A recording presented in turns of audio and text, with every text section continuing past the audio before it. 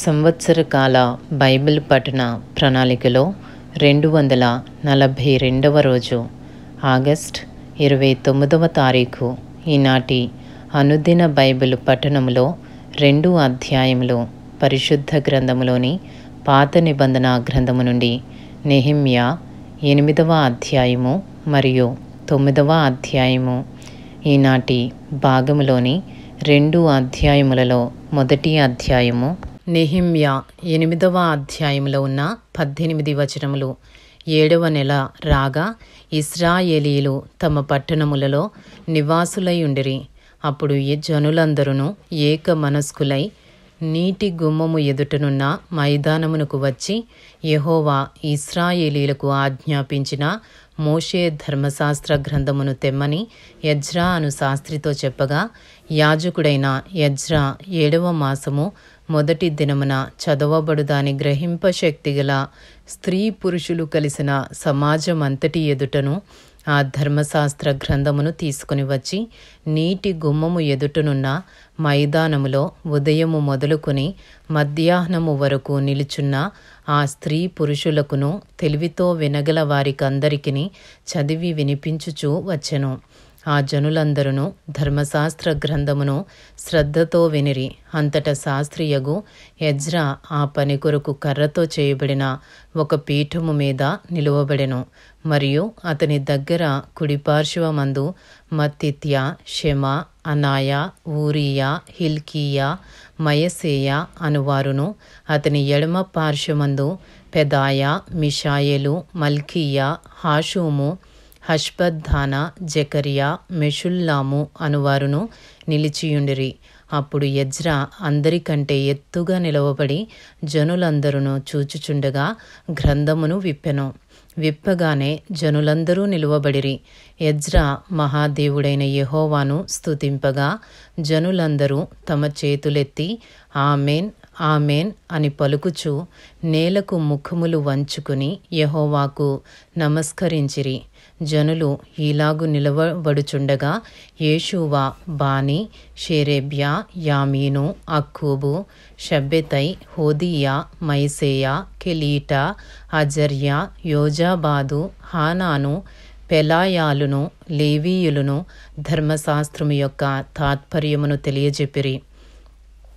ఇటువలనే వారు దేవుని గ్రంథమును స్పష్టముగా చదివి వినిపించి జనులు బాగుగా గ్రహించున్నట్లు దానికి అర్థము చెప్పిరి. జనులందరూ ధర్మశాస్త్ర గ్రంథపు మాటలు విని ఏడవ మొదలు పెట్టగా అధికారి అయిన నెహెమ్యాయు, యాజకుడును, శాస్త్రీయునగు ఎజ్రాయును జనులకు బోధించు లేవీయులను, మీరు దుఃఖపడవద్దు, ఏడవవద్దు, ఈ దినము మీ దేవుడైన యెహోవాకు ప్రతిష్ఠిత దినమని జనులతో చెప్పిరి. మరియు అతడు వారితో ఇట్లనెను, పదండి, క్రొవ్విన మాంసమును భక్షించుడి, మధురమైన దాని పానము చేయుడి. ఇది వరకు తమ కొరకు ఏమియూ సిద్ధము చేసుకొనని వారికి వంతులు పంపించుడి. ఎలయనగా ఈ దినము మన ప్రభువునకు ప్రతిష్ఠితమాయెను. మీరు దుఃఖపడకుడి, యెహోవా యందు ఆనందించుట వలన మీరు బలమొందుదురు. అలాగున లేవీయులు జనులందరినీ ఓదార్చి, మీరు దుఃఖము మానుడి, ఇది పరిశుద్ధ దినము, మీరు దుఃఖపడకూడదని వారితో అనిరి. ఆ తరువాత జనులు తమకు తెలియజేయబడిన మాటలన్నిటినీ గ్రహించి తినుటకును త్రాగుటకును లేని వారికి ఫలాహారములు పంపించుటకును సంభ్రమముగా ఉండుటకును ఎవరి ఇండ్లకు వారు వెళ్ళిరి. నెహెమ్యా 8వ అధ్యాయము 13వ వచనము నుండి. 2వ దినమందు జనులందరి పెద్దలలో ప్రధానులైన వారును, యాజకులను, లేవీయులను ధర్మశాస్త్ర గ్రంథపు మాటలు వినవలెనని శాస్త్రి అయిన ఎజ్రా యొద్దకు కూడి వచ్చిరి. యెహోవా మోషేకు దయచేసిన గ్రంథములో చూడగా 7వ మాసపు ఉత్సవ కాలమందు ఇశ్రాయేలీయులు పర్ణశాలలో నివాసము చేయవలెనని వ్రాయబడి యుండుట కనుగొనెను.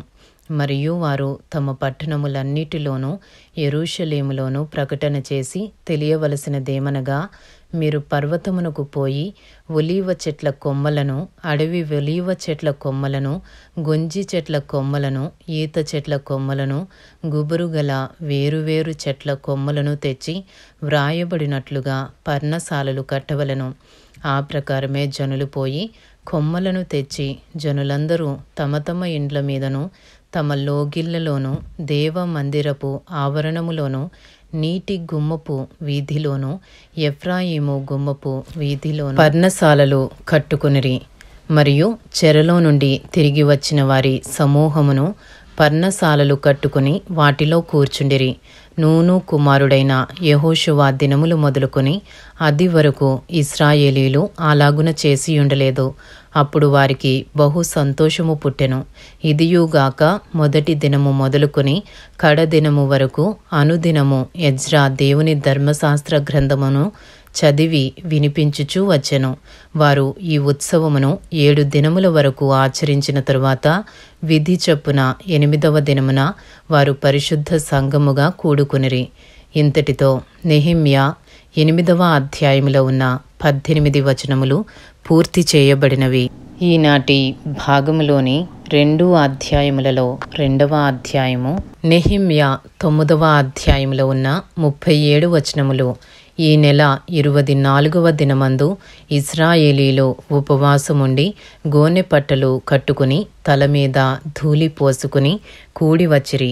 ఇశ్రాయేలీలు అన్యజనులందరిలో నుండి ప్రత్యేకింపబడిన వారై నిలువబడి తమ పాపములను, తమ పితరుల పాపములను ఒప్పుకొనిరి. మరియు వారు ఒక జాము సేపు తామున్న చోటనే నిలువబడి తమ దేవుడైన యెహోవా ధర్మశాస్త్ర గ్రంథమును చదువుచూ వచ్చిరి. ఒక జాము సేపు తమ పాపములను ఒప్పుకొనుచు దేవుడైన యెహోవాకు నమస్కారము చేయుచూ వచ్చిరి. లేవీయులలో యేషూవ, బానీ, కద్మీయేలు, షెబన్యా, బున్ని, షేరేబ్యా, బానీ, కెనానీ అనువారు మెట్ల మీద నిలువబడి ఎలుగెత్తి తమ దేవుడైన యెహోవాకు మొర్రపెట్టిరి. అప్పుడు లేవీయులైన యేషూవ, కద్మీయేలు, బానీ, హషబ్నియా, షేరేబ్యా, హోదీయా, షెబన్యా, పెతహయా అనువారు నిలువబడి నిరంతరము మీకు దేవుడైయున్న యెహోవాను స్తుతించుడని చెప్పి ఈలాగు స్తోత్రము చేసిరి. సకల ఆశీర్వచన స్తోత్రములకు మించిన నీ ఘనమైన నామము స్తుతింపబడునుగాక. నీవే అద్వితీయుడవైన యెహోవా. నీవే ఆకాశమును, మహా ఆకాశములను, వాటి సైన్యమును, భూమిని, దానిలో ఉండునది అంతటిని, సముద్రములను, వాటిలో ఉండునది అంతటిని సృజించి వాటినన్నిటినీ కాపాడువాడవు. ఆకాశ సైన్యమంతయు నీకే నమస్కారము చేయుచున్నది. దేవా యెహోవా అబ్రామును ఏర్పరుచుకుని కల్దీయులు ఊరు అను స్థలము నుండి యువతలకు అతని రప్పించి అతనికి అబ్రాహామును పేరు పెట్టిన వాడవు నీవే. అతడు నమ్మకమైన మనస్సు గలవాడని ఎరిగి కనానీలు, హిత్తీలు, అమేరీలు, పెరిజ్జీలు, యెబూసీలు, గిర్గాషీయులు అనువారి దేశమును అతని సంతతి వారికిచ్చునట్లు అతనితో నిబంధన చేసిన వాడవు నీవే. నీవు నీతిమంతుడవై ఉండి నీ మాట చొప్పున జరిగించితివి. ఐగుప్తులో మా పితరులు పొందిన శ్రమను నీవు చూచితివి. ఎర్ర సముద్రమునొద్ద వారి మొర్రను నీవు వింటివి. ఫరోయు అతని దాసులందరును అతని దేశపు జనులందరును వారి ఎడల బహుగర్వముగా ప్రవర్తించిరని నీకు తెలియగా నీవు వారి ఎదుట సూచక క్రియలను, మహత్కార్యములను చూపించితివి. అలాగున చేయుట వలన నీవు ఈ దినమందున్నట్టుగా ప్రసిద్ధి నొందితివి. మరియు నీ జనుల ఎదుట నీవు సముద్రమును విభాగించినందున వారు సముద్రము మధ్య పొడినేలను నడిచిరి. ఒకడు లోతు నీట రాయి వేసినట్లు వారిని తరిమిన వారిని అగాధ జలములలో నీవు పడవేసితివి. ఇదియుగాక పగటి కాలమందు మేఘస్తంభములో ఉండిన వాడవును, రాత్రి కాలమందు వారు వెళ్ళవలసిన మార్గమున వెలిగిచ్చుటకై అగ్నిస్తంభములో ఉండిన వాడవును అయ్యుండి వారిని తోడుకొని పోతివి. సీనాయి పర్వతము మీదికి దిగివచ్చి ఆకాశము నుండి వారితో మాట్లాడి వారికి నీతియుక్తమైన విధులను, సత్యమైన ఆజ్ఞలను, మేలుకరములైన కట్టడలను, ధర్మములను నీవు దయచేసితివి. వారికి నీ పరిశుద్ధమైన విశ్రాంతి దినమును ఆచరింపనాజ్ఞ ఇచ్చి నీ దాసుడైన మోషే ద్వారా ఆజ్ఞలను, కట్టడలను, ధర్మశాస్త్రమును వారికి నియమించితివి. వారి ఆకలి తీర్చుటకు ఆకాశము నుండి ఆహారమును, వారి దాహము తీర్చుటకు బండలో నుండి ఉదకమును తెప్పించితివి. వారికి ప్రమాణము చేసిన దేశమును స్వాధీనపరుచుకునవలెనని వారికి ఆజ్ఞాపించితివి. అయితే వారును మా పితరులను గర్వించి లోబడనొల్లక నీ ఆజ్ఞలకు చెవియొగ్గకపోయిరి. వారు విధేయులగుటకు మనస్సు లేనివారై తమ మధ్య నీవు చేసిన అద్భుతములను జ్ఞాపకము చేసుకొనక తమ మనస్సును కఠినపరుచుకుని తాముండి వచ్చిన దాస్యపు దేశమునకు తిరిగి వెళ్ళుటకు ఒక అధికారిని కోరుకుని నీ మీద తిరుగుబాటు చేసిరి. అయితే నీవు క్షమించుటకు సిద్ధమైన దేవుడువను, దయావాత్సల్యతలు గలవాడువను, దీర్ఘశాంతమును బహుకృపయు గలవాడువనై ఉండి వారిని విసర్జింపలేదు. వారు ఒక పోత దూడను చేసుకుని ఐగుప్తులో నుండి మమ్మను రప్పించిన దేవుడు ఇదే అని చెప్పి నీకు బహు విసుగు పుట్టించినను వారు ఎడారిలో ఉండగా నీవు బహు విస్తారమైన కృప కలిగిన వాడవై వారిని విసర్జింపలేదు. మార్గము గుండా వారిని తోడుకుని పోవుటకు పగలు మేఘస్తంభమును, దారిలో వారికి వెలిగిచ్చుటకు రాత్రి అగ్నిస్తంభమును వారిపై నుండి వెళ్ళిపోక నిలిచెను. వారికి బోధించుటకు నీ ఉపకారాత్మను దయచేసితివి. నీవిచ్చిన మన్నాను ఇయ్యక మానలేదు. వారి దాహమునకు ఉదకమిచ్చితివి. నెహెమ్యా 9వ అధ్యాయము 21వ వచనము నుండి. నిజముగా అరణ్యములో ఏమీయూ తక్కువ కాకుండా 40 సంవత్సరములు వారిని పోషించితివి. వారి వస్త్రములు పాతగిలిపోలేదు, వారి కాళ్లకు వాపు రాలేదు. ఇదియుగాక రాజ్యములను, జనములను వారికప్పగించి వారికి సరిహద్దులు ఏర్పరిచితివి గనుక వారు సీహోను అను హెష్బోను రాజు యొక్క దేశమును, బాషానునకు రాజు అయిన ఓగు యొక్క దేశమును స్వతంత్రించుకునిరి.